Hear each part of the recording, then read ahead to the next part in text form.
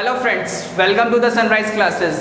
Last video में जो हम लोग बात कर लिए थे वो बात कर लिए थे कि बैलेंसिंग ऑफ द इक्वेशन का मैंने वहाँ पे आपको चार्ट बना के दिखा दिया था और एक दो क्वेश्चन भी सॉल्व करके दिखा दिए थे और वो I hope so last topic था जो हमें थोड़ा सा समझने वाला था। ठीक है, तो इस तरह करते हुए मेरा वो पूरा एक चैप्टर जो है वो कंप्लीट हो गया है। अब जो हम लोग बात करने जा रहे हैं वो एक नए चैप्टर के बारे में बात करने जा रहे हैं। अगर पिछले चैप्टर से रिलेटेड आपको कोई भी प्रॉब्लम हो तो आप मुझे कमेंट सेक्शन में क्वेश्चन कर दीजिएगा, मैं आपको वहाँ पे आंसर प्रोवाइड करने की कोशिश करूंगा। ठीक है, आज जो चैप्टर हम स्टार्ट करने जा रहे हैं वो क्लास 10th का एक नया चैप्टर है जिसको चैप्टर नंबर 2 बोलते हैं और उसका नाम क्या है, एसिड बेस एंड सॉल्ट। ये एक थोड़ा सा लेंथी चैप्टर है, ये मैं मानता हूँ ये थोड़ा सा लेंथी चैप्टर है, लेकिन ये बहुत ही ईजी चैप्टर है, बहुत ही मजा आने वाला चैप्टर है। ठीक है, इसमें बोर्ड्स के 2-4 क्वेश्चंस भी बनते हैं और लॉजिकल क्वेश्चन बनते हैं और 5-5 नंबर के बड़े क्वेश्चंस बनते हैं। ठीक है, तो उसको बहुत ध्यान से पढ़ने वाला चैप्टर है ये। मैं यहाँ पे आपको एसिड अलग बताऊंगा, बेस अलग बताऊंगा, सॉल्ट अलग बताऊंगा, सबको अलग अलग करके बताऊंगा। ठीक है, तो आइए स्टार्ट करते हैं। हम लोग पहले क्या पढ़ने जा रहे हैं, पहले एसिड पढ़ने जा रहे हैं। तो हम लोग सबसे पहले स्टार्टिंग क्या करते हैं, स्टार्टिंग डेफिनेशन से करते हैं। तो अगर हम बोले जाए कॉमन और सिंपल लैंग्वेज में अगर हम एसिड के डेफिनेशन की बात करें तो हम ये बोल सकते हैं कि एसिड वह सब्सटेंस है जो H+ आयंस अपने एक्वस सॉल्यूशन में रिलीज करता है। मैंने क्या बोला कि all those substance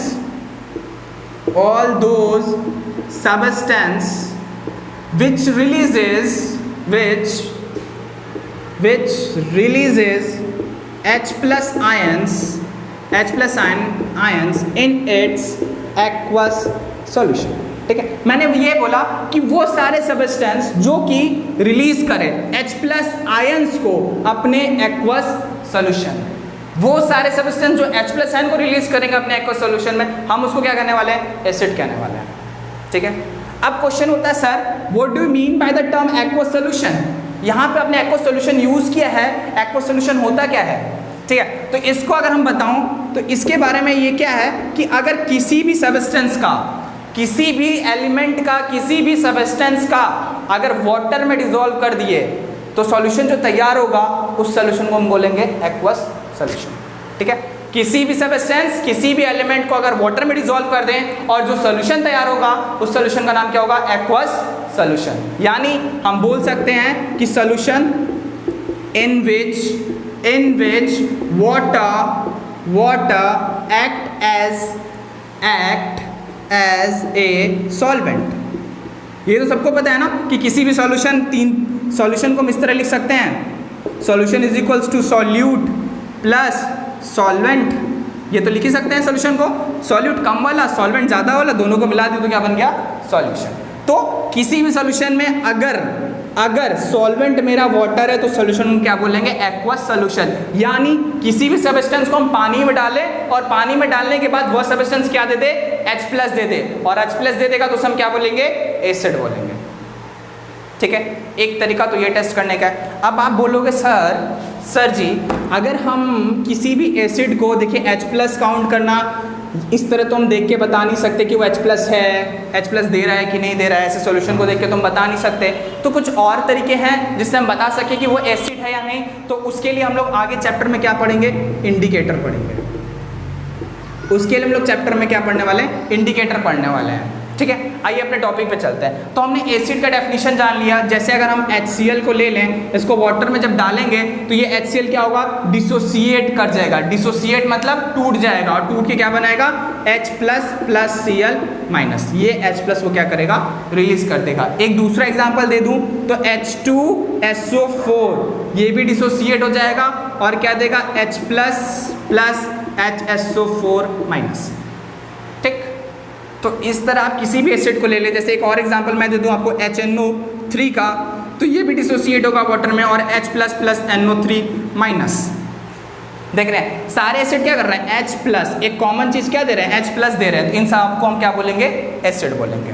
ठीक, आगे देखते हैं। आगे में हम लोग पढ़ने जा रहे हैं थोड़ा सा एसिड के बारे में, उसके फिजिकल प्रॉपर्टीज के बारे में। बोर्ड्स में बहुत ज़्यादा नंबर इस टॉपिक से बिल्कुल नहीं आता है, लेकिन थोड़ा जान जाते हैं भाई, क्यों उसको छोड़ दें, ये भी बेचारा मायूस होगा। तो फिजिकल प्रॉपर्टीज में देख लेते हैं। देखिए फिजिकल प्रॉपर्टीज में क्या है कि हमारा जो एसिड है, ठीक, वो H+ आयंस रिलीज करता है एक्वस सॉल्यूशन में। सबसे पहला फिजिकल प्रॉपर्टी ये रहा। दूसरा कि सोरिन टेस्ट होता है। टेस्ट में कैसा होता है, शोर होता है। कभी टेस्ट करके देखिएगा, पता चल जाएगा, शोर होता है। ठीक, तीसरा ये ब्लू लिटमस को ये रेड में कन्वर्ट करता है। ठीक है, ब्लू लिटमस को किस में कन्वर्ट करता है? रेड में कन्वर्ट करता है। और चौथा क्या करता है भैया, इसका जो पीएच होता है वो 7 से छोटा होता है। pH is always less than 7, उसको हम बोलते हैं एसिड। ठीक है, वो सारे एसिड के ये थोड़े से फिजिकल प्रॉपर्टीज है। आगे देखते हैं, अब इसी pH के बेसिस पे हम लोग एसिड को डिवाइड करते हैं। ठीक है, pH के बेसिस पे हम लोग एसिड को डिवाइड करते हैं।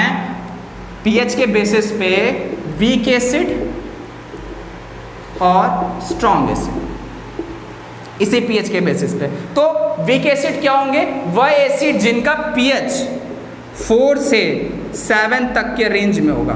7 से मतलब छोटा, 7 से छोटा होगा, मतलब आप कह सकते हैं 6.9, 6 पॉइंट कुछ तक हो।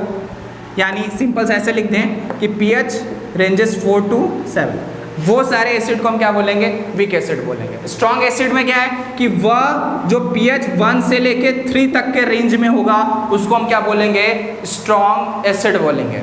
ठीक है, तो एक डिफरेंस तो ये हो गया वीक एसिड और स्ट्रॉन्ग एसिड। अगर हम इसको डिफाइन करने की बात बोलें तो डिफाइन कैसे करेंगे वीक एसिड को, कि weak acid are those acids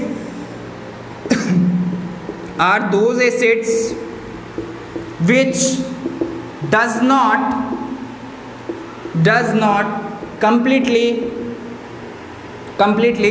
dissociate into ions।